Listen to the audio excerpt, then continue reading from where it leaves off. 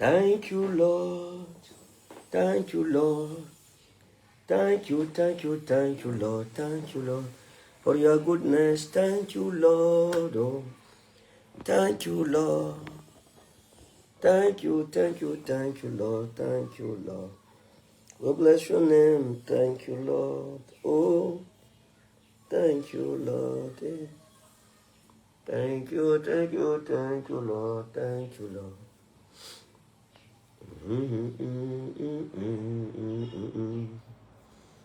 Sera memoravo, sera vomova. Voilà, bien aimé, que le Seigneur vous bénisse. Que la grâce de Dieu soit sur chacun d'entre vous, au nom précieux de Jésus de Nazareth. J'espère qu'en cette nouvelle journée, le Seigneur vous fait du bien. Nous sommes parmi les vivants. On bénit le nom du Seigneur pour cela. Nous accorder la grâce d'être encore vivants, de voir ce jour nouveau. Nous sommes reconnaissants. La vie est un don de Dieu. Un instant, s'il vous plaît.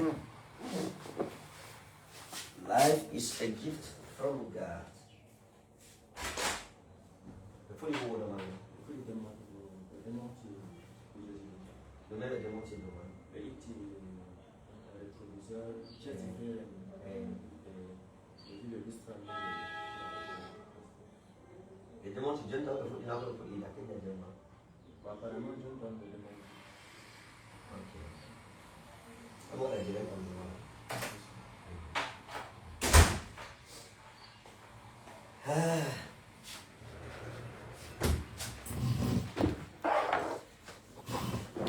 Voilà, mes amis, que le Seigneur vous bénisse. Au nom souverain de Jésus de Nazareth, que la grâce de Dieu qui surpasse toutes choses soit sur chacun d'entre vous. Que Dieu vous bénisse. Saint-Esprit, merci pour ce moment. Je prie que tu nous assistes. Manifeste ta gloire, Seigneur, et glorifie ton Saint-Nom. Merci parce que tu es vivant au nom de Jésus. Amen. Alors, ce matin, je voudrais intervenir rapidement et faire une mise au point les hommes de Dieu au Cameroun et ailleurs aussi, d'ailleurs. Parce qu'il y a des vidéos qu'on m'a envoyées et je voudrais revenir sur cela. Regardez mes amis. On m'a envoyé une vidéo, j'ai vu une vidéo de l'un de mes ex-fils avec un autre serviteur de Dieu au Cameroun qu'il appelait son père. Les gens m'ont envoyé ça de partout, les autres fils m'ont envoyé ça de partout, qu'il est allé se soumettre chez un autre père. Je pense que... Et puis les gens m'ont aussi envoyé des vidéos de ce fils-là, le moment où il me célébrait, me présentait comme le meilleur des pères au monde, comme un homme esprit. Moi, je n'avais même pas vu ces vidéos-là. Donc, ce sont ses frères qui m'ont envoyé cela et j'ai vu. Je ne savais pas qu'il m'avait présenté comme ça. Donc, les gens m'ont envoyé des captures, les archives, comme ils ont dit dans les commentaires, qu'ils m'ont envoyé. Et ma position est toujours la même. Ma position n'a jamais changé. Je pense que chacun doit être où il se sent à l'aise. Chacun a le droit d'être sous un père. Et chacun a aussi le droit de quitter sous un père pour aller se soumettre à qui il veut. Parce que le ministère, ce n'est pas la prison. Non, non, non. Le ministère, ce n'est pas la prison.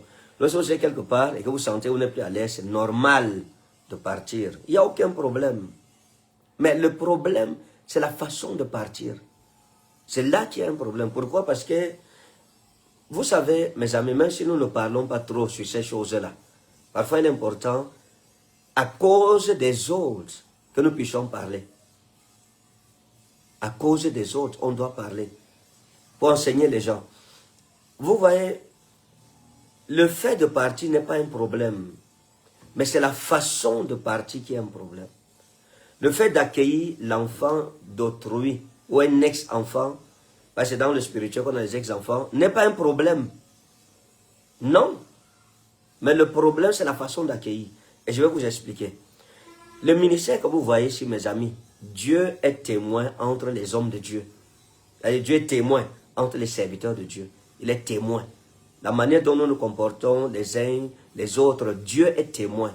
Vous savez que la vérité des hommes est différente de la vérité de Dieu. Donc Dieu est témoin dans tout ce que nous faisons. Vous savez que c'est important de comprendre qu'il y a des lois qui régissent le ministère. Et un homme de Dieu qui est sage va tout faire pour ne pas briser ces lois, ces règles.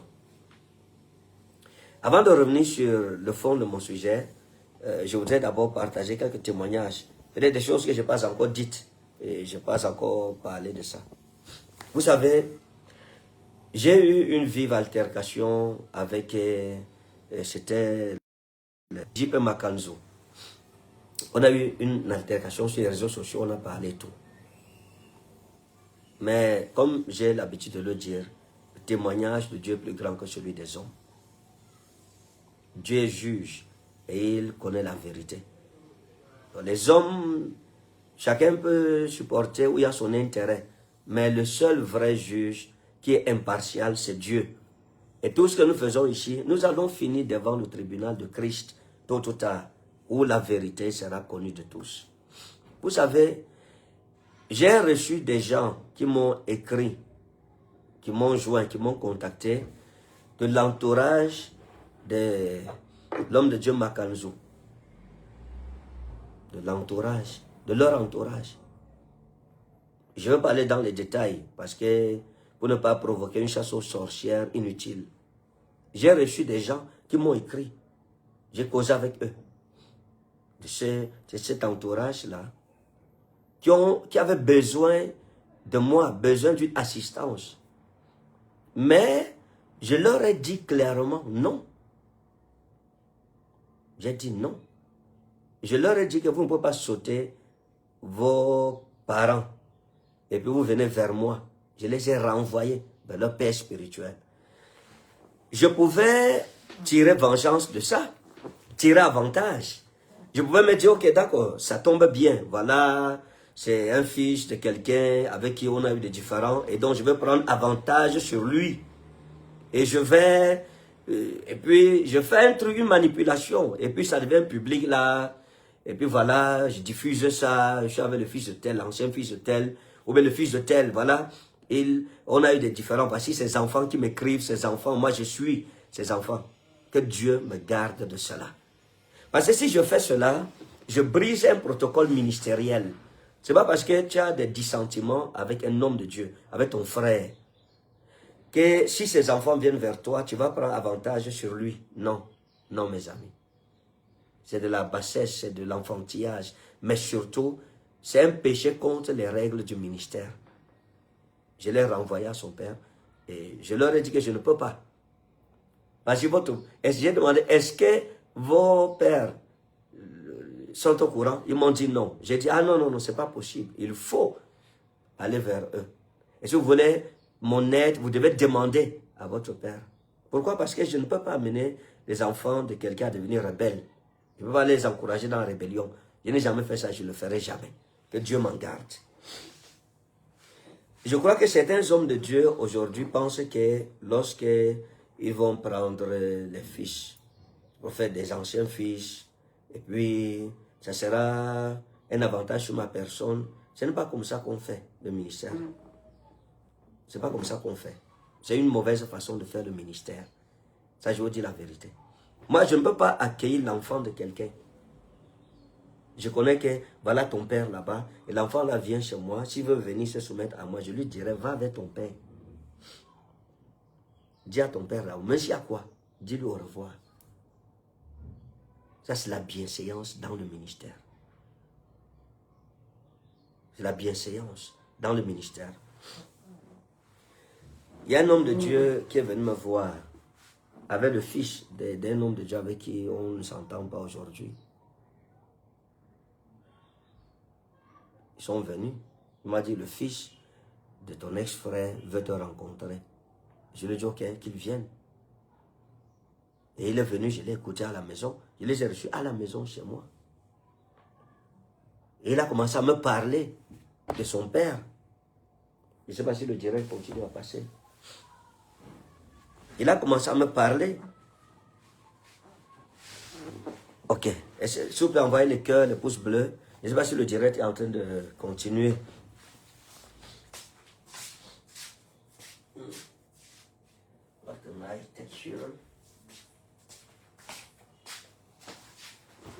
Donc, il est venu.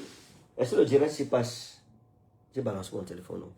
Il est arrivé chez moi. Il est venu à la maison chez moi. Je l'ai reçu. Et il m'a parlé de son père. Il n'était pas content. Son père l'avait puni pour tel nombre de choses. Et puis voilà, il s'est plaint de lui chez moi. Il attendait un soutien de moi. Mes amis, je pouvais lui dire, ok, prenons une photo ou une vidéo.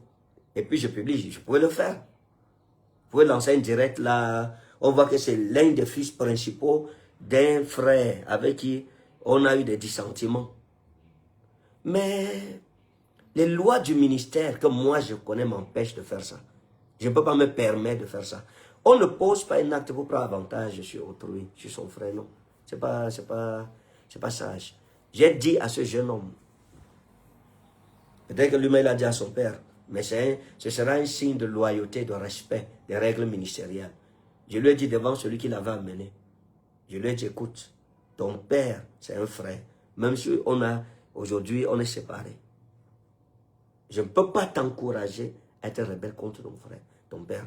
Retourne chez ton père, humilie-toi sous ton père jusqu'au jour où il va te relever. Même si tu penses que tu es juste.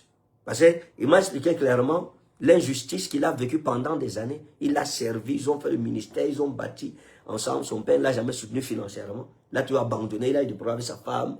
Comme ça, le père, il m'a parlé, c'était sérieux, c'était grave. Mais je lui ai dit, et il s'est levé après quand son père, il y a quelque chose qui m'avait expliqué, où après son père, il s'est fâché contre son père, où j'étais un peu retiré du ministère et tout. Je lui ai dit que ton père est même gentil. Si c'était moi ton père, je t'aurais traité plus durement. À cause de telle chose, j'ai oublié le sujet. Mais, je lui ai dit, retourne, je ne peux pas te recevoir, je ne peux pas mettre ma main dans cette affaire. Parce que Dieu est juge, mes amis, entre ses serviteurs. Je lui ai dit, retourne vers ton père, va t'humilier. Jusqu'au jour où il va te relever. Aujourd'hui, je le vois à côté de son père, il est restauré, son père l'a relevé et maintenant il a repris sa fonction, il a fait ce que je lui ai dit. Ça, c'est la sagesse dans le ministère. Vous ne faites pas le ministère, comment je vais dire ça, sans respecter les règles du ministère. Maintenant, en ce qui concerne la filiation, comme j'ai dit, un fils est un fils aussi longtemps qu'il est loyal à son père. Aujourd'hui, il y a beaucoup de choses qui ont changé en ce qui me concerne. Beaucoup de choses. La plupart de mes fils ou des anciens fils là que j'ai connus, qui sont révoltés contre moi, qui sont partis se soumettre à d'autres hommes de Dieu, sont tous partis de là aujourd'hui. Il y a des hommes de Dieu ici au Cameroun qui avaient fait la profession, de leur profession, recevoir des fils rebelles du prophète Carl Ferdinand, et puis pour prendre avantage. J'ai dit encore la vérité devant Dieu, aucun d'eux n'est plus soumis là-bas. Les gars ont continué leur voyage. Ils ont continué leur voyage. Parce qu'il y a quand même une sagesse dans la vie. Il y a une façon de faire les choses. Il y a un ordre. La Bible dit que notre Dieu n'est pas un Dieu de désordre, mais un Dieu de paix. Moi, je ne peux pas recevoir un fils qui vient se plaindre d'un frère chez moi. Les plaintes, on en a, tout le monde en a. Tout le monde en a. Lorsqu'on est un fils, tu as été sous quelqu'un que tu as apprécié publiquement. Ça, je le dis pour votre bien. Je le dis pour votre sécurité dans le ministère. Parce que le temps nous le dira. Le meilleur juge là, c'est le temps. On verra. D'ici 5 ans, 10 ans, 15 ans, 20 ans, on va voir ce qui va se passer. Vous me donnerez raison. Lorsque tu as été dans une maison qui t'a béni, ne trouble pas cette eau. Ne la trouble pas. Ne fais pas en sorte que l'eau là d'autres ne viennent pas boire cette eau. Non. J'ai été pasteur aux assemblées de Dieu. Lorsque je partais, j'ai fait ma lettre de démission. Je suis allé voir le pasteur national. Je l'ai rencontré. Et je lui ai expliqué, papa, à cause de telle chose, telle situation, voilà, le temps pour moi de me retirer est arrivé. Lorsque tu veux quitter d'une maison qui t'a abrité, qui t'a abreuvé, qui t'a nourri, retourne vers celui qui jadis était comme un père pour toi. Et dis-lui Papa, pour telle raison, telle raison, telle raison, voilà, je veux partir. Et moi, je veux aller chez telle personne. Je ne suis pas un homme compliqué. Je vais te bénir. Va avec la bénédiction de ton père. Même si tu penses que ton père là a les yeux crevés, va avec la bénédiction de ton père là. Ah, ça c'est la sagesse de la vie. Va le voir. Dis ok, papa, je suis en train de partir. Maintenant, lorsque tu reçois le fils d'un frère, que tu connais que c'est le fils d'un frère, la question que tu dois lui poser en quittant, est-ce que tu as dit au revoir à ton père? Est-ce que tu as quitté dans le bon terme avec ton père? Si le gars dit non, dis-lui, je ne peux pas refuser de t'accepter comme fils, mais va recevoir la bénédiction de ton ancien père. Parce que dans la foi, et parmi les pentecôtistes, il y a les anciens pères. Va là-bas. Tu le renvoies, tu ne perds rien. Maintenant qu'il retourne chez son père, et son père va prier pour lui, le bénir, et il partira. Écoutez, mes amis, j'ai reçu un jeune homme, un jeune serviteur de Dieu qui est arrivé à Rema. Je pense que l'année passée. Il est arrivé, il devrait se marier.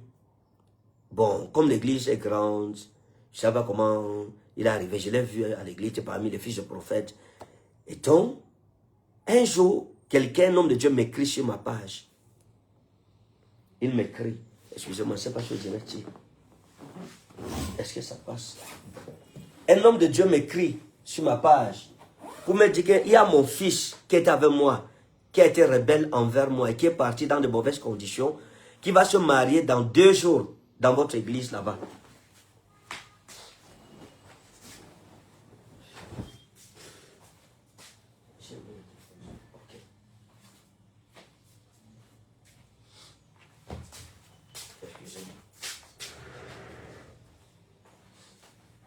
Ahmed. Ahmed. Bonjour madame. Ça va, ça va. Et vous? Ça va, monsieur. Il est descendu. Vous avez besoin de quelque chose? Je voulais qu'il vérifie si mon direct passe sur Facebook. Ah, d'accord. Merci.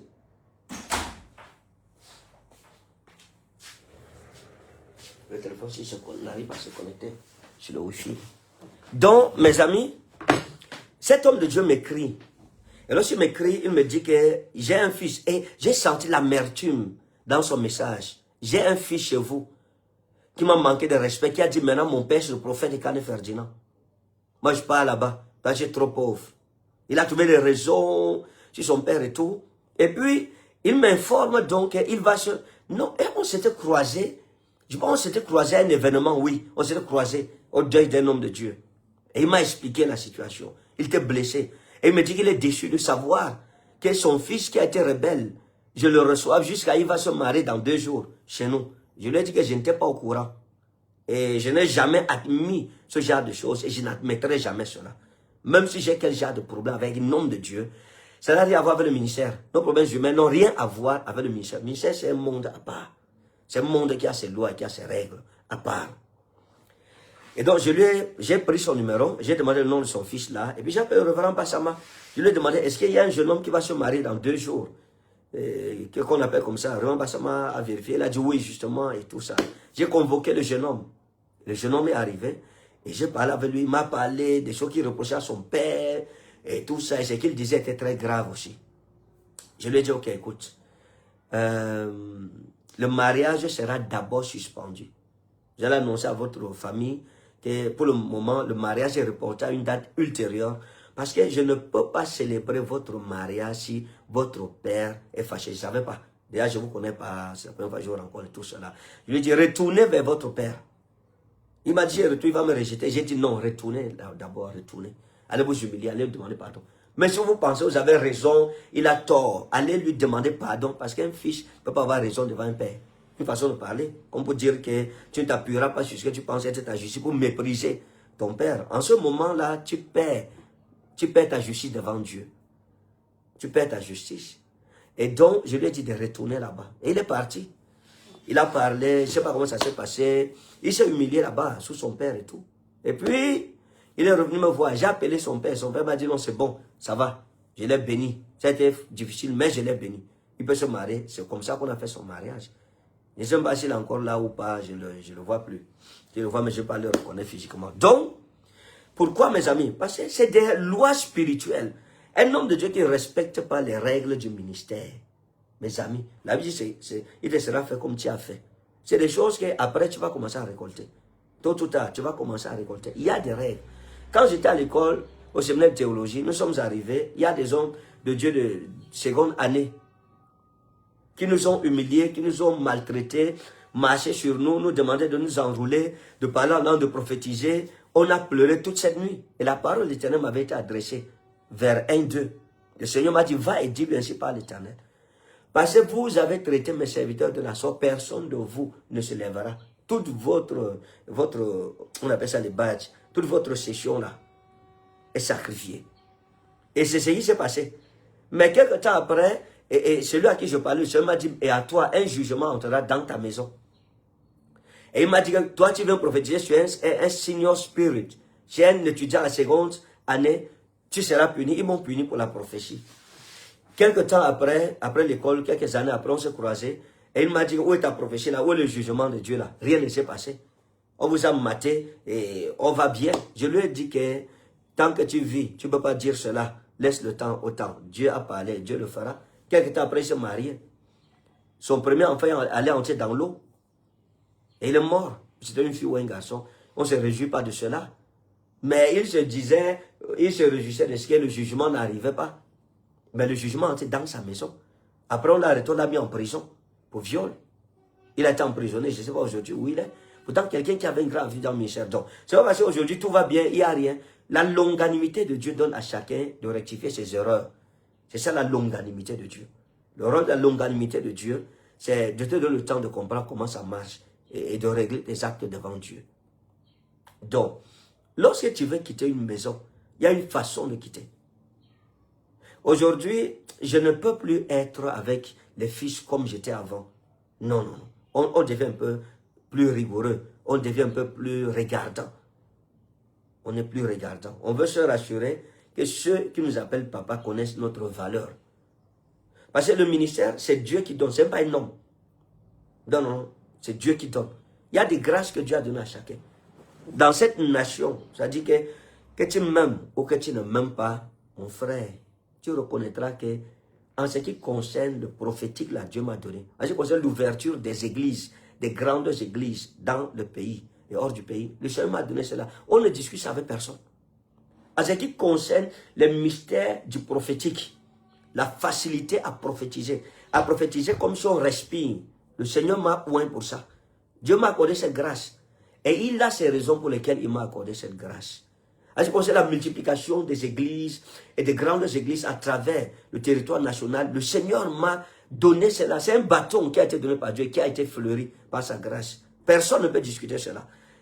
Si le ministère c'était une affaire humaine, mes amis, c'est que beaucoup auraient bloqué Vous voyez, je vous ai enseigné les principes du ministère. Je parle à la garnison des prophètes, à toute la garnison des prophètes maintenant. Avant d'arrêter ce que j'ai dit. Je vous ai enseigné les principes du ministère. Certains d'entre vous m'ont appelé parce qu'il y a eu un fils qui m'a insulté en public. On ne fait pas ça. Vous ne m'avez jamais vu faire ça. Et vous ne me verrez jamais faire ça. Non, mes amis.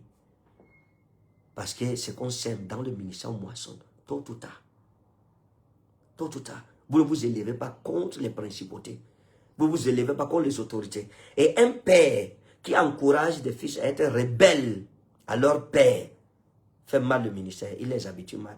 C'est qu'ils ont fait, ils te feront aussi ça. Tôt ou tard. Lorsqu'un fruit est mauvais dans une bouche, il le sera dans l'autre bouche.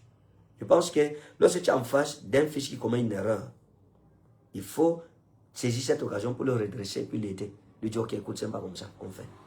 Même s'il y a quoi, c'est pas comme ça qu'on fait. Même s'il y a quoi, va t'arranger avec ton père. Quand c'est bon, maintenant viens. Il va te dire, ok, vas-y mon fils, va en paix. Il faut toujours se séparer dans les bonnes conditions. Même si tu penses que tu as été offensé, comment tu penses que tu as subi n'importe quel genre d'injustice, c'est pas toi en paix avec ton père. Ça, c'est un conseil que je vous donne à la jeune génération.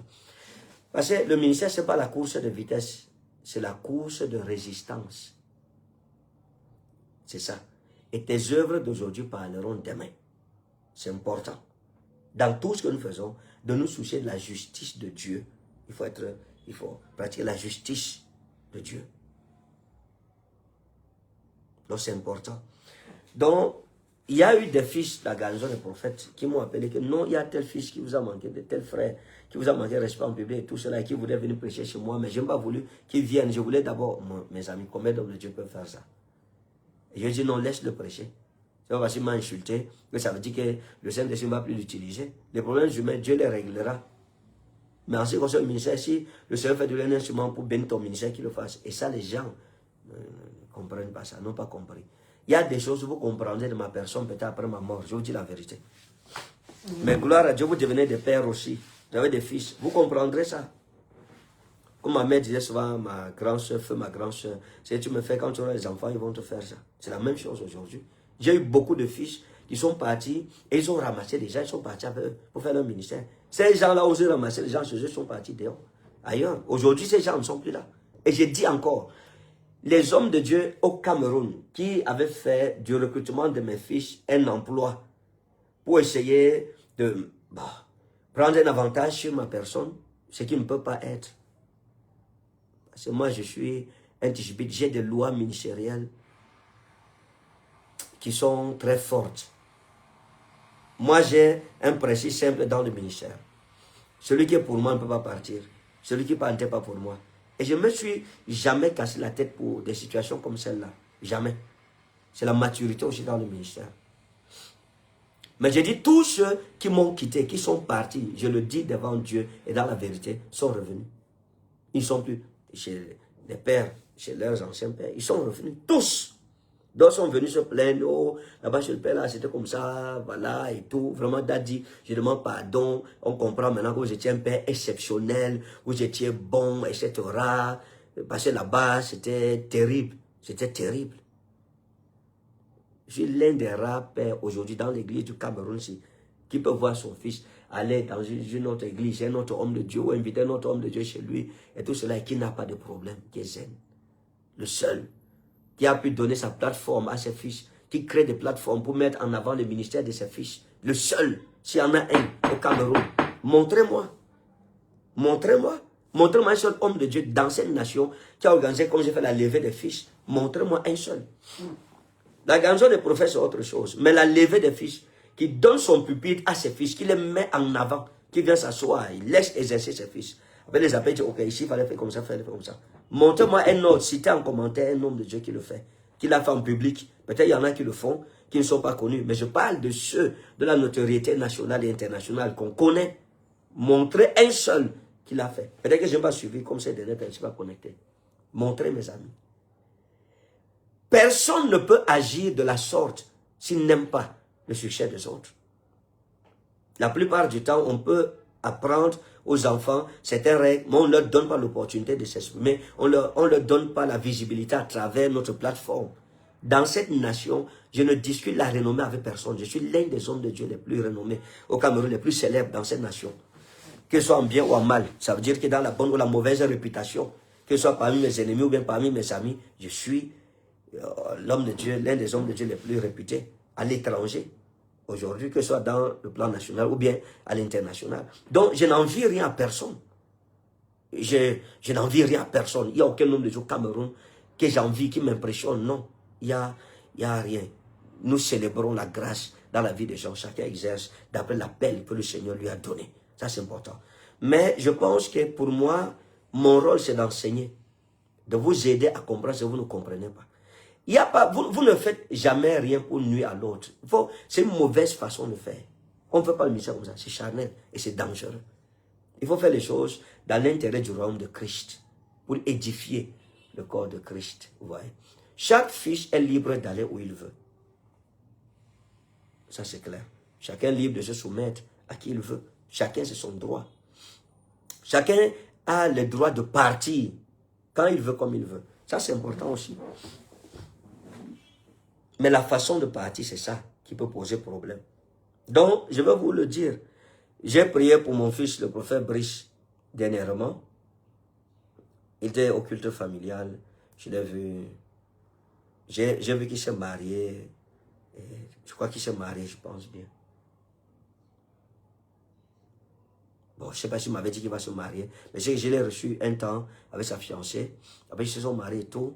Je ne sais pas s'il m'a dit qu'il va se marier, mais j'ai vu ça dans les réseaux sociaux. Je ne sais pas si c'est le mariage ou pas. Mais je crois qu'il est marié, j'ai vu l'alliance sur son doigt et tout. Je ne sais pas s'il m'a envoyé une invitation pour le mariage. Mais un autre père va se fâcher.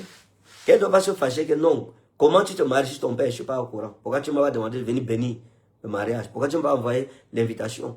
Non. Les enfants ont le droit de s'épanouir. Ils sont mariés, à chacun libre d'inviter qui il veut. Ces choses-là, mes amis, ne sont pas répandues dans cette nation. Combien d'hommes de Dieu, dans ce pays, ont amené leurs amis, les aidant à ouvrir leur ministère, les relancer leur ministère. Et il a utilisé sa propre télévision. Il prend sa télé. Il prend son église, il prend les assemblées, ses assemblées, il dit, ok, allons pour ouvrir l'église, notre fera l'inauguration de sa chapelle. Et on part. Tout le monde part et on est là, l'église est là. On part maintenant, on rentre, certains restent là-bas. Mais il est en bon terme avec ses amis, il ne tient pas compte de cela. Mes amis, un jour vous comprendrez le don que j'ai été pour vous. Vous le comprendrez. Donc je disais que beaucoup de mes fils qui sont partis, en se fâchant, pensant que ok, voilà, c'est qu'il y a une mauvaise et tout ça, ils sont revenus tous, après des années. Et quand ils sont revenus, ils m'ont dit, papa, vous êtes différents. Je ne peux pas citer les noms. Vous êtes différents. Pourtant, ils sont allés faire allégeance ailleurs. Ils sont là-bas comme les meilleurs fils. On les a utilisés contre ma personne. On les a utilisés contre moi. Mais seulement, je dis que ces armes-là ne fonctionnent pas avec moi. Ça ne fonctionne pas. Ma vision du ministère, si les gens la connaissaient, ils ne prendraient pas la peine de faire certaines choses. Le don de Dieu sur quelqu'un, c'est le don de Dieu sur la personne. Ce que Dieu a donné à quelqu'un, personne ne peut arracher ça. Et quand Dieu donne à une personne, il connaît les raisons pour lesquelles il a donné. On ne peut pas arracher. C'est Dieu a donné à une personne. Donc, dans ce ministère, dans cette vie, mes amis, je vous en prie, travaillons pour Christ. Travaillons pour Christ et travaillons pour l'intérêt du royaume de Christ. Je dis à la jeune génération, faites attention à la paternité. Révisez encore votre philosophie de la paternité. Faites attention. Faites beaucoup attention à la paternité. Respectez les règles de la paternité parce que vous-même, vous êtes en train de devenir des pères. Et ce que vous semez, vous le moissonnerez. Ça, c'est incontournable, mes amis. Ce que vous semez, vous le moissonnerez. Donc, Dieu vous donne la sagesse. J'ai reçu une prophétie qu'on m'a aussi partagée. C'est la deuxième chose sur laquelle je vais tabler. D'un jeune homme de Dieu aux États-Unis. Pas c'est Ndongo, le prophète Ndongo des États-Unis. Beaucoup de gens m'ont tagué, on m'a envoyé la prophétie, j'ai vu. Et j'ai pris note de cette parole d'exhortation, de cette prophétie. Je pense que c'est quelque chose qui est clair, qui dépeint la réalité, tout simplement, qui décrit la réalité de ce qu'il y a tous les jours. Je pense moi, mais je suis conscient que j'ai beaucoup d'ennemis parmi les hommes de Dieu. Ça, c'est clair. Beaucoup d'ennemis. Et pas ennemis parce que j'ai offensé quelqu'un personnellement, mais à cause de la jalousie. La grâce, pourquoi lui vient après, puis il fait des choses comme ça, Dieu fait des choses comme cela. Mais Dieu gardera. Le Seigneur m'a dit quand il m'a appelé, voici le signe par lequel tu reconnaîtras que moi, l'Éternel, ton Dieu, je veillerai sur toute la parole que j'ai prononcée à ton égard pour l'exécuter. Et la personne avec qui je passe plus de temps, c'est le Seigneur Jésus qui m'a appelé. Dans mes moments d'intimité enfermé, c'est toujours à lui que je parle, comme toute cette nuit. Mon esprit était retourné vers lui, vers son ciel. Lui qui nous a appelés, il nous gardera aussi. Donc, merci, homme de Dieu. La parole est arrivée à destination. Que Dieu vous bénisse. Merci pour vos prières. Et nous vous aimons aussi. Que la grâce de Dieu soit sur chacun d'entre vous. Et mes amis, faisons attention à la manière dont nous marchons. La Bible dit que chacun fasse attention à la façon dont il bâtit sur ce fondement qui est Christ. Que chacun fasse attention. Donc, que le Seigneur vous aide, qu'il nous aide, qu'il aide son Église, qu'il aide ses serviteurs au Cameroun. Et que la grâce de Jésus-Christ soit notre partage. Dieu vous bénisse, shalom, shalom. Et avant de finir, avant de dire shalom, ce dimanche, on a le premier culte qui sera le culte de consécration des familles, d'onction des familles. Je vais ouvrir tout le monde là, à l'église. Donc, ne manque pas ce dimanche 2 août à partir de 8h à la bille. Viens avec ta famille pour recevoir l'onction du mois d'août. Nous sommes en train d'entrer dans le mois du culte international. Dieu se manifestera le 16 août, ce sera à la bille et beaucoup de délégations sont en train de se signaler. Nous vous attendons nombreux. Que Dieu vous bénisse au nom précieux souverain de Jésus-Christ de Nazareth. Je reviendrai là-dessus peut-être à partir de demain, on va faire certains directs Et ce samedi 1er août, nous avons la première rencontre avec tous les fils de la Ganzon, des prophètes, qui veulent participer à ce grand culte, à la bille, à partir de 10 h, je pense. Donc, nous sommes là très nombreux et que Dieu te bénisse au nom précieux souverain de Jésus. Que Dieu te bénisse, shalom.